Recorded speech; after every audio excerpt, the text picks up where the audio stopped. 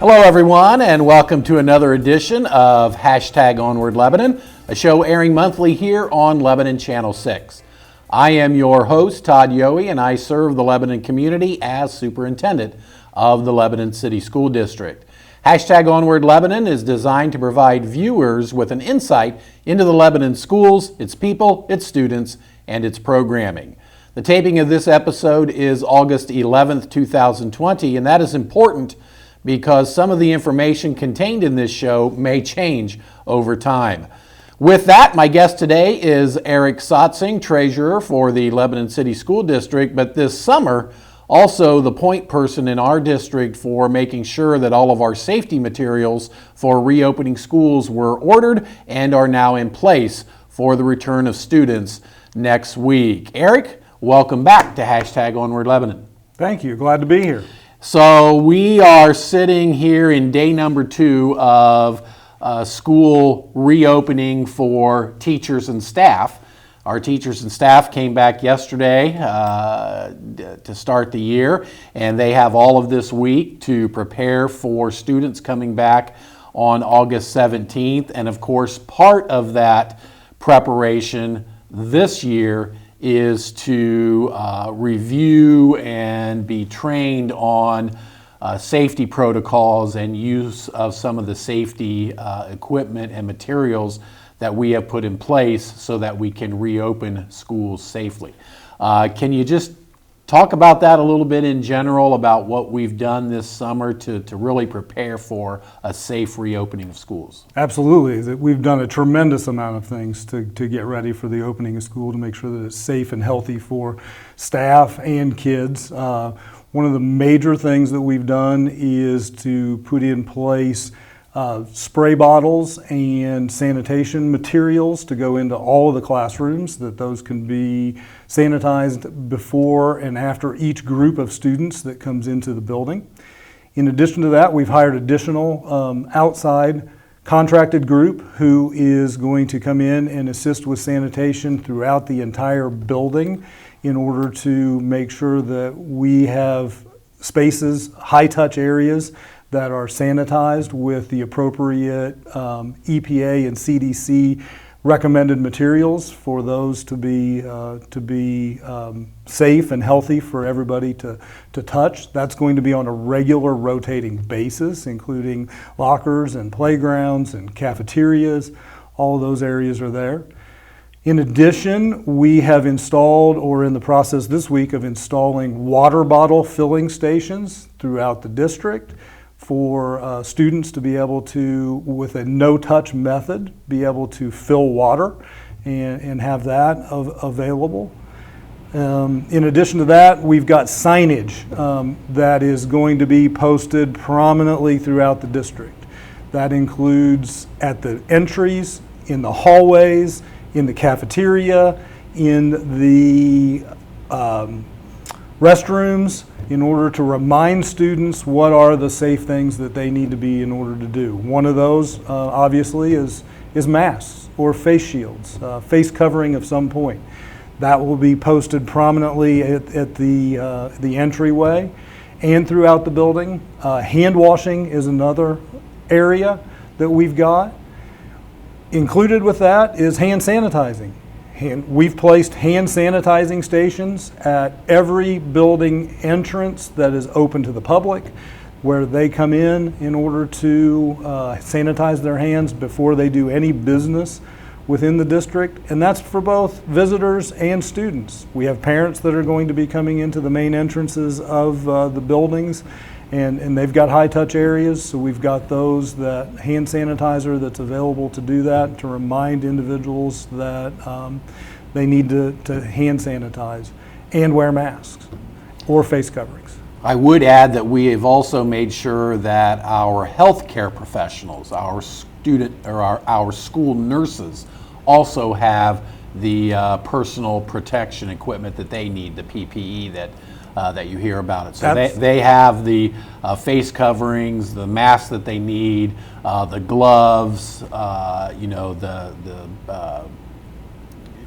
the coverings for their clothes, things that they need to keep themselves safe when they're working with students. Absolutely. All the personal protective equipment for the nurses is there and available to keep them and students safe as well. So you mentioned additional cleaning staff, and I think we realized pretty early on that it was too much of an expectation for our current custodial staff and maintenance staff to clean and sanitize all of the areas that will need clean and sanitized throughout a school day, particularly the high-touch areas, and you mentioned playground equipment and those types of things. But we also know that there may be some immediate needs of a cleanup and disinfecting just because a student maybe starts to get sick and the nurse sends them home with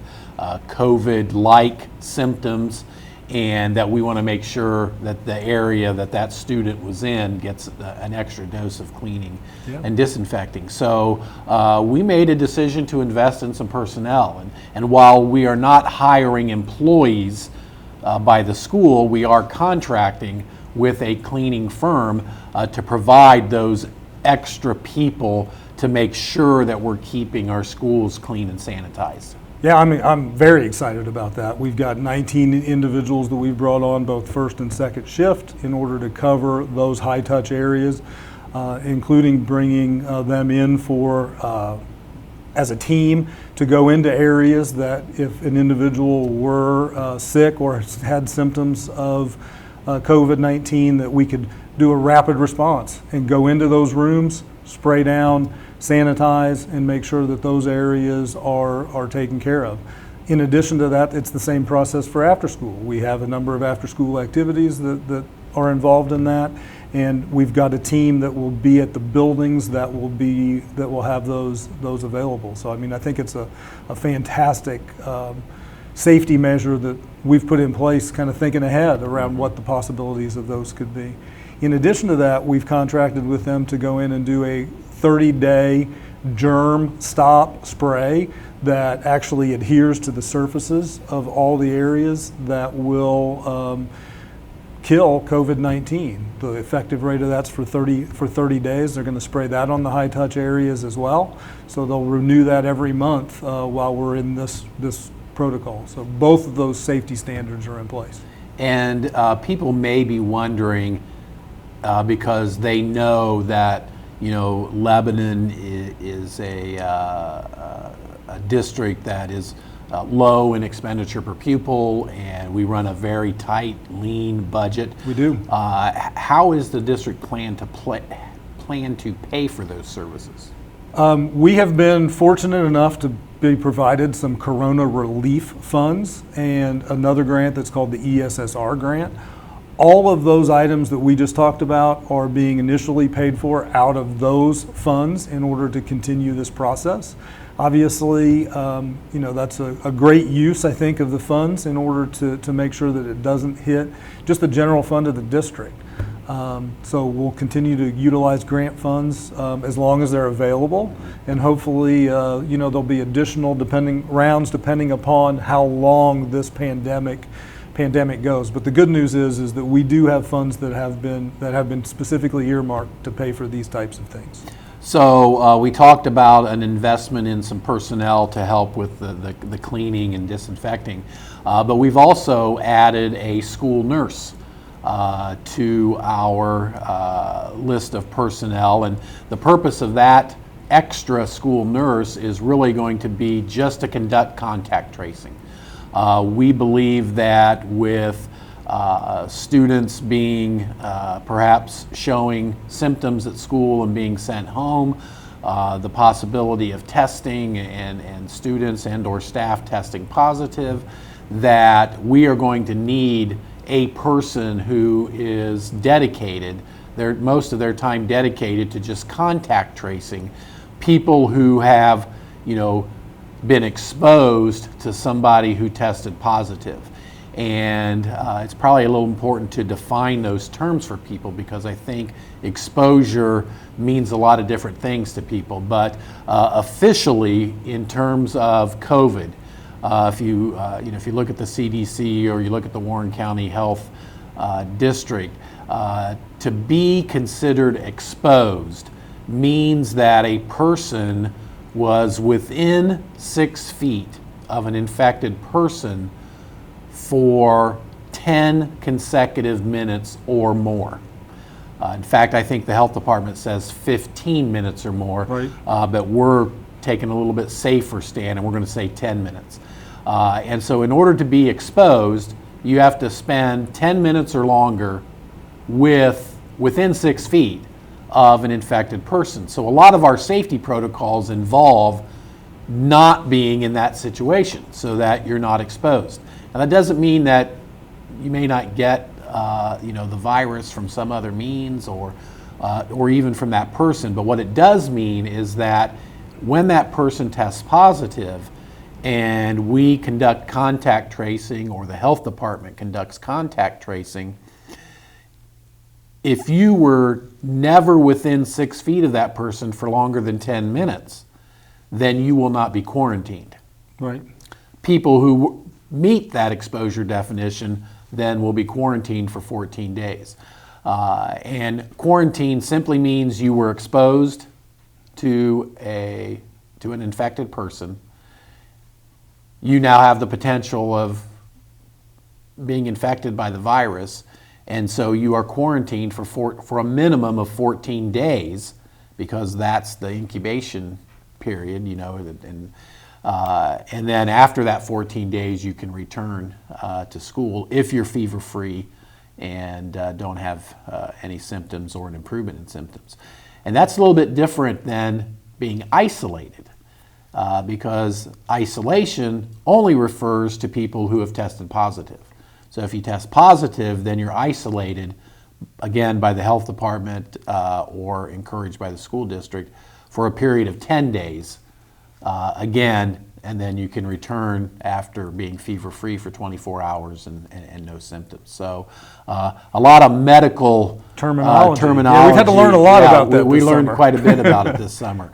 And so you have exposure, isolation, quarantine, and everything in between that, I guess. But Which I think goes to our safety protocols that we're talking about within the buildings as far as safety is spacing, but the other one is assigned seating. So we talked about assigned seating, and all of them will be assigned within the classrooms as well as on the buses, as well as in the cafeteria. So that helps us do that contact tracing. Yeah, the assigned seating is important because that will tell us who was where and who was within that 6 feet Right. of exposure in most cases. So we talked to our staff about that yesterday, and Right. that should bring about a little bit different mode in teaching, perhaps, in our teachers trying to make sure that they aren't within 6 feet of kids for longer than 10 minutes, nor that kids are within each other for that in that distance at the same time. The other thing is we placed lots of dots around the building. So you're going to have dots that socially distance that remind everybody of that 6 feet when you're not sitting in a classroom. So Sure. there's a variety of those. So the building's going to look and feel a little different with dots and spots and arrows. I think a critical part of our reopening plan involves the cooperation of parents. Absolutely. And parents are really our first line of defense against keeping COVID out of our school buildings. And we are asking parents to be diligent in assessing their kids for symptoms of COVID. And so we really plead and beg parents to make sure that every day before you send your kids to school, you assess them for symptoms. Take their temperature, check for a cough, check for a sore throat, make sure they haven't lost their sense of taste or smell, make sure their stomach isn't upset or that they have digestive issues. And if they have any of those symptoms, then they need to stay home. We just cannot accept the risk of a child who is displaying any of those symptoms coming to school and then spreading that virus throughout our buildings. And so, please do that every day. It should be part of your morning routine. And again, if any of those symptoms, please keep your child home. Yep, very important. We're posting those on the front door as well, the symptoms. So just if you have any of these, stay home. Yes. So, and of course, it is possible that a student is not symptomatic. Yeah, not symptomatic, and we would not know about that. Or they may develop those symptoms after they are at school. In that case, they will be assessed by our school nurse and a decision made about whether to send them home, call the parents and send them home. Combined with the sanitation protocol that we talked about earlier. So I'm very excited about that. Very excited about that. Yeah, a good example of when that cleaning team would be called in to say, hey, here's an immediate need. There was a child just in here. We sent them home, but we need to clean and disinfect this area to knock down any virus potential. Yep. One of the other things I get asked about is, did we do anything different with the indoor air quality? And we really have. Our systems are designed to be able to bring in outside air within the space. So we've designed to make it to where it's as much outdoor air to be moving and exhausting any of that interior air quality out, as well as we're exceeding the recommendation or meeting the recommendations when it comes to filtration within the building as well, which are MERV 13 filters. That those are have been or are being installed within all of the buildings in order to make sure that they are compliant with the Ohio Department of Health recommendation as well as the CDC. So I get asked that question quite a bit. What are we doing around that? Yeah, I'm glad you mentioned that. And people should ask that Absolutely. question. It's a great question. They should wonder about the air quality in the schools because it's an important part of our reopening plan. And I know, we started on that process early to make sure that our buildings would actually meet and in some cases exceed the standards set for air quality and the movement of air in and out of the classroom. And we're happy to say, and really it's a very fortunate part of all of our buildings being new or newly renovated, is that they have the updated HVAC systems that allow us to do that. Correct. It's a great feature of being able to do that. Sure, exactly. So thank you to that. So, kids are going to get on the school buses in the morning. We're seating them 2 per seat. Of course, they're required to wear a face covering. Which we'll have extra on the bus, and if needed, in order for an individual who may have forgotten theirs, those were actually delivered, and they're dispersing those on the buses at this point. Yeah, I've seen more masks in this district than it's amazing how many masks that we do have to allow people to have and use if they need them. The other safety feature I'd point out on the bus is that we've installed hand sanitizing stations right on the bus. So as soon as an individual comes on, recommendation, squirt a little hand sanitizer and sanitize those hands before you go back and touch any of the surfaces. And then another option for school buses is that they will be sanitized, disinfected in between routes. Each cohort, each route that goes through there, that it's a different set of kids, the sanitation plan to do that. And we want to thank our bus drivers for their cooperation in that and the work that they will be doing. Because they're the first ones to see kids in the morning and the last ones to see them after school. And so they play an important part in the lives of students. I do want to mention that we're going to be pretty strict about the face covering issue with the bus because students sitting next to each other on a bus are going to be closer than maybe what we would like. But we are sitting only 2 to a seat, and we're loading back to front. We're keeping siblings together and bus stop neighborhood kids together. Those are those cohorts we're talking about, and keeping them safe. But if a driver pulls up to a stop and there is a student without a face covering or is refusing to wear a face covering, the bus driver will offer a face covering to the student. So if they forget or lost it at the bus stop or something, we understand that. But if the student refuses, we will not let them on the bus. We will make a phone call to the parent and the parent will need to know that the child is not being picked up.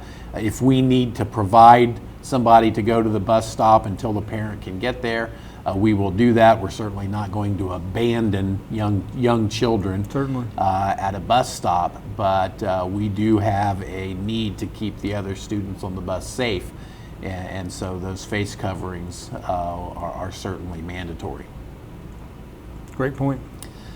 So I feel like we are as prepared to start school as we can be. I know I've received some messages from parents suggesting that we delay the start of school until after Labor Day or sometime in September. And what my response to those parents is that right now we don't feel a delay would make us any more prepared than what we are right now. Now, I don't know about the virus data. Could there be less cases in a month? Certainly. There also could be more cases in a month. But that factor aside, we would not be more prepared a month from now than what we'll be on next Monday. And so, we're ready to welcome students back. We're ready to provide them with good educational experiences, but most of all, we're prepared and ready to keep them as safe as we can with all of the preparation that we started back in May. Right. It's been a long time coming as far as the number of things Right. that are out there. Exactly. Anything we forgot? No, I think we've actually hit all the areas. I feel good. The buildings are going to look different, spots and dots, and follow this, and lots of do not enter and come in this way. So it's going to look different. But I think we feel very safe that of the protocols that we've put in place, that we've really looked out for how to get safety protocols in place for students and staff. That's going to make them safe when they come back to this environment. And you heard me tell our staff yesterday that our mantra as we open up the school year is slow the pace. Yeah. Just slow down, slow the pace.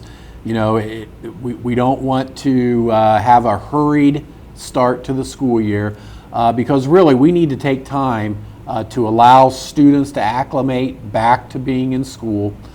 We need to allow time every day for them to practice safety protocols and be reminded about safety protocols and those types of things.